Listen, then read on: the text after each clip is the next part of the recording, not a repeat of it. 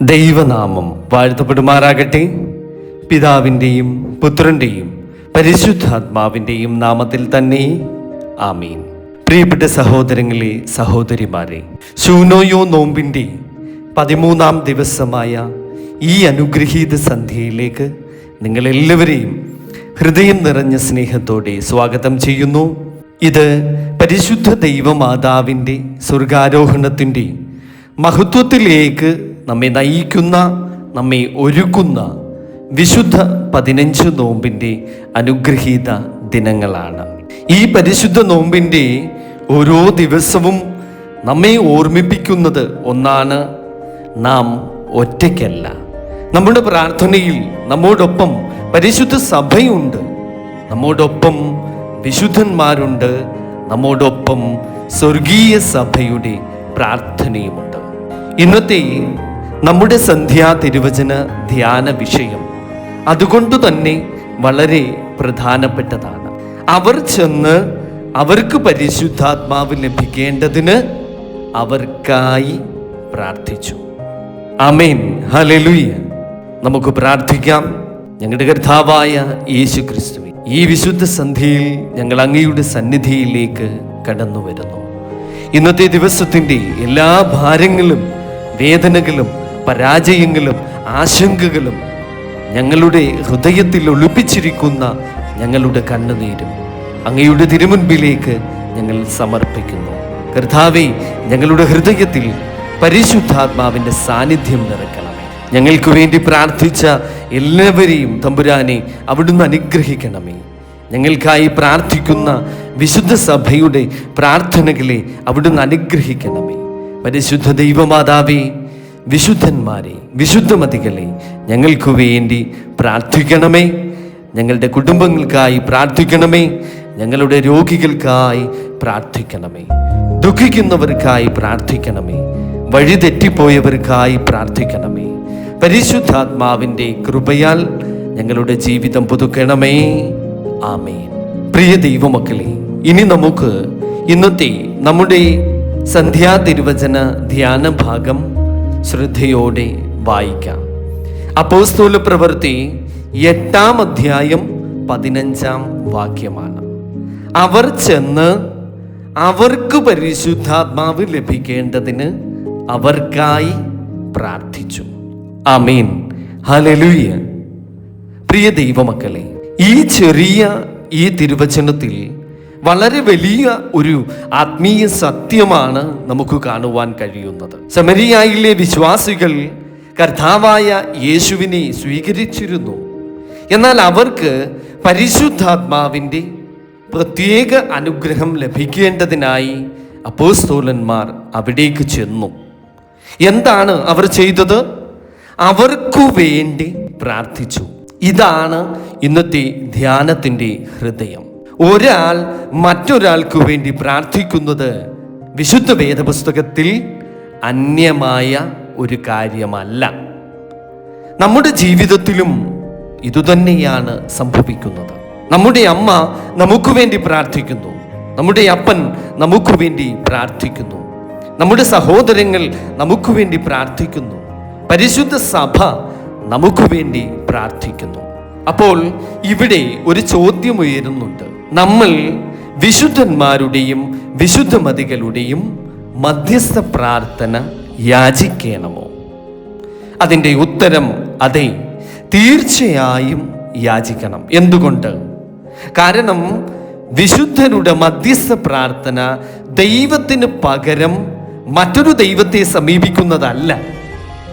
ഇവിടെ ദൈവത്തോട് തന്നെ പ്രാർത്ഥിക്കുമ്പോൾ ക്രിസ്തുവിൽ വിശുദ്ധരായവർ നമ്മോടൊപ്പം പ്രാർത്ഥിക്കണമെന്ന് ആവശ്യപ്പെടുകയാണ് നാം ചെയ്യുന്നത്. അപ്പോസ്തലന്മാർ ശമരിയയിലെ വിശ്വാസികൾക്കായി പ്രാർത്ഥിച്ചതുപോലെ വിശുദ്ധരുടെ മധ്യസ്ഥതയും നമ്മെ ദൈവത്തിൽ നിന്ന് അകറ്റുന്നതല്ല, മറിച്ച് ദൈവസന്നിധിയിലേക്ക് നമ്മെ കൂടുതൽ നയിക്കുന്ന പ്രാർത്ഥനയുടെ ഒരു കൂട്ടായ്മയാണ്. നമ്മുടെ രക്ഷകനും മധ്യസ്ഥനുമായ യേശു ക്രിസ്തു ഒരുവൻ തന്നെയാണ്. എന്നാൽ ക്രിസ്തുവിൽ ഒന്നായിരിക്കുന്ന സഭയിൽ ഒരാൾ മറ്റൊരാൾക്കു വേണ്ടി പ്രാർത്ഥിക്കുന്നു. ഇതാണ് മധ്യസ്ഥ പ്രാർത്ഥനയുടെ മനോഹാരിത. പരിശുദ്ധ ദൈവമാതാവിൻ്റെ മധ്യസ്ഥത ശൂനോയോ നോമ്പിൻ്റെ ഈ ദിവസങ്ങളിൽ നാം പ്രത്യേകമായി ഓർക്കുന്ന പരിശുദ്ധ ദൈവമാതാവിനെയും നമുക്ക് ഓർക്കാം. കാനായിലെ കല്യാണത്തിൽ മറ്റുള്ളവരുടെ ആവശ്യം മനസ്സിലാക്കി പരിശുദ്ധ മറിയം യേശുവിൻ്റെ അടുക്കൽ അത് സമർപ്പിക്കുകയാണ് ഉണ്ടായത്. അവൾ യേശുവിൻ്റെ സ്ഥാനത്തു നിന്നില്ല, അവൾ ജനങ്ങളെ യേശുവിലേക്ക് നയിക്കുകയാണ് ഉണ്ടായത്.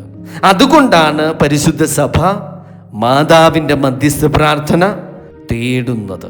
പരിശുദ്ധ മറിയമേ ഞങ്ങൾക്ക് വേണ്ടി പ്രാർത്ഥിക്കണമേ എന്ന് പറയുമ്പോൾ മറിയമേ ഞങ്ങളുടെ രക്ഷകയായിരിക്കണമേ എന്നല്ല നാം പറയുന്നത്. പകരം ഞങ്ങൾക്ക് വേണ്ടി ദൈവത്തോട് പ്രാർത്ഥിക്കണമേ, ഞങ്ങൾക്ക് വേണ്ടി ദൈവത്തോട് അപേക്ഷിക്കണമേ എന്നതാണ് നാം അപേക്ഷിക്കുന്നത്.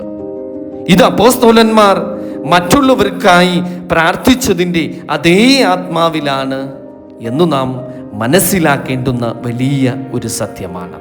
പ്രിയമുള്ളവരെ, ഈ തിരുവചനം നമ്മുടെ ജീവിതത്തിലേക്ക് നൽകുന്ന സന്ദേശം ഒരുപക്ഷെ ഇന്ന് നിങ്ങളുടെ ജീവിതത്തിൽ ആരും അറിയാത്ത ഒരു വേദനയുണ്ടാകാം, നിങ്ങളുടെ കുടുംബത്തിൽ ഒരു പ്രശ്നമുണ്ടാകാം, മക്കളെക്കുറിച്ച് ഒരു ഭാരമുണ്ടാകാം, രോഗം നിങ്ങളെ തളർത്തിയിരിക്കാം, ഒരു പ്രിയപ്പെട്ട വ്യക്തിയുടെ വർഷങ്ങളായി അവൻ അനുഭവിക്കുന്ന വേദനകൾക്കായി നിങ്ങൾ പ്രാർത്ഥിക്കുന്നുണ്ടാവാം. അല്ലെങ്കിൽ എനിക്ക് വേണ്ടി ആരെങ്കിലും പ്രാർത്ഥിക്കുന്നുണ്ടോ എന്ന് നിങ്ങൾക്ക് തോന്നുന്നുണ്ടാവാം. ഇന്നത്തെ തിരുവചനം നിങ്ങളോട് പറയുന്നു, നിങ്ങൾ ഒറ്റയ്ക്കല്ല. സഭ നിങ്ങളോടൊപ്പം പ്രാർത്ഥിക്കുന്നു. നിങ്ങളുടെ സഹോദരങ്ങളും നിങ്ങളുടെ സഹോദരിമാരും നിങ്ങളോടൊപ്പം പ്രാർത്ഥിക്കുന്നു. വിശുദ്ധരുടെ പ്രാർത്ഥനയുടെ കൂട്ടായ്മയിലും നിങ്ങൾ ഒറ്റയ്ക്കല്ല. അതുകൊണ്ട് ഇന്ന് രാത്രി നിങ്ങളുടെ വിഷമം നിങ്ങൾ ഒറ്റയ്ക്ക് ചുമക്കേണ്ടതില്ല. അത് യേശുവിൻ്റെ പാദത്തിലേക്ക് വയ്ക്കുക. പരിശുദ്ധ ദൈവമാതാവിൻ്റെ മധ്യസ്ഥത യാചിക്കുക. വിശുദ്ധന്മാരുടെ മധ്യസ്ഥ പ്രാർത്ഥന നിങ്ങൾ യാചിക്കുക.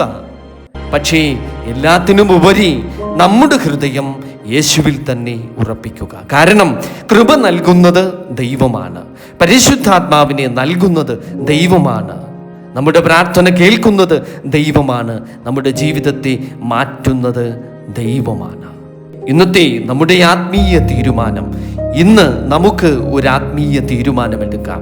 ഞാൻ ഒറ്റയ്ക്ക് പ്രാർത്ഥിക്കുകയില്ല, മറ്റുള്ളവർക്ക് വേണ്ടിയും ഞാൻ പ്രാർത്ഥിക്കും.